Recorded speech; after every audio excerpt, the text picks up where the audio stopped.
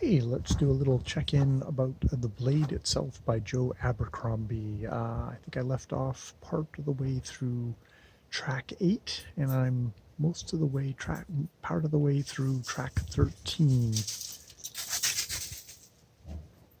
at the moment, as my doodle goes decides to zoom by as we're talking.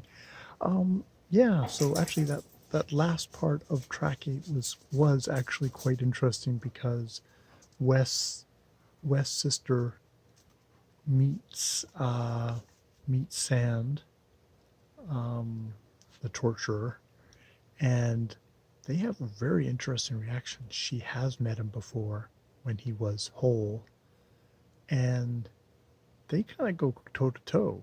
So she's either got major balls or she's definitely seems to be a lot more than what she appears to be. And Giselle, the Lord, who's like kind of like, oh, I got saddled with this sister who, ooh, holy cow, is hot, and ooh, holy cow, is running circles around me and steering the conversation and everything.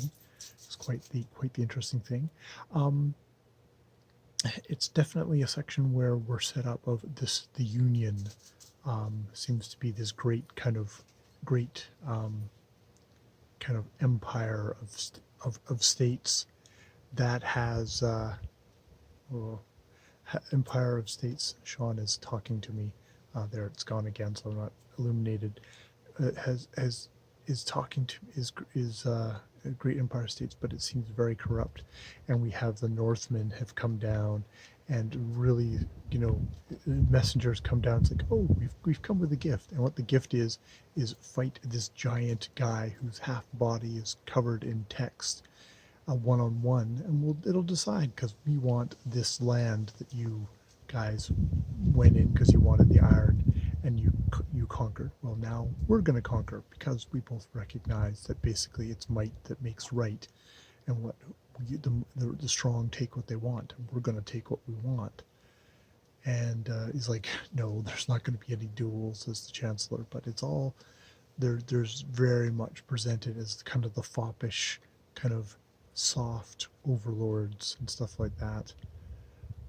So yes, there's that with Giselle almost getting himself into a duel with the guy. But yeah, the chancellor's like, no, we're not doing a one-on-one thing. And though he's more like shrieking, no, we're not going to do a one-on-one thing. You guys, you're just filthy barbarians and da da da da. So yes, that super arrogant, super ready to get mowed down and killed by all the Northmen. At the same time, Logan Nine Fingers is with the mage, and you know the Northman sent a son to summon him, and he's like, "Fuck off! I only talk with I'm going to talk with the head, not with the ass with the ass." And the guy kind of tries to go for him, but easy bit of magic, he's like almost choking to death. And then he releases him, and yes, indeed, the Northman, the king of the Northmen, is coming. And Logan Nine Fingers is like, oh crap! The last time I saw him, they basically had us dead to rights, and for some reason let us go. Showed us mercy, but they said never, ever, ever come back. And but now we're gonna see him again. It's like, oh, he's not gonna like seeing me. And the mage is like, yeah, I know that. And he meets the apprentice who he had to basically meets the apprentice who basically was about to who almost died on the trip home, and Logan refused to actually leave him, which is definitely a bit of character thing. It's like, he said, and he says like, if a younger me, I would have left you, but I've left too many people. And he carried him back, mostly mostly dead, but they were able to nurse him back to health. And Logan really presents, it's the kind of the romantic figure of, I've seen too much shit, I've done terrible shit, I don't know why I'm still alive, but I am. And I've got way more enemies than friends, and all my friends have died basically at this point. And I don't think I couldn't make friends with this naive apprentice. There's like a bazillion bodies in between me and him.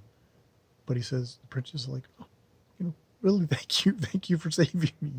You're a good guy, good guy. And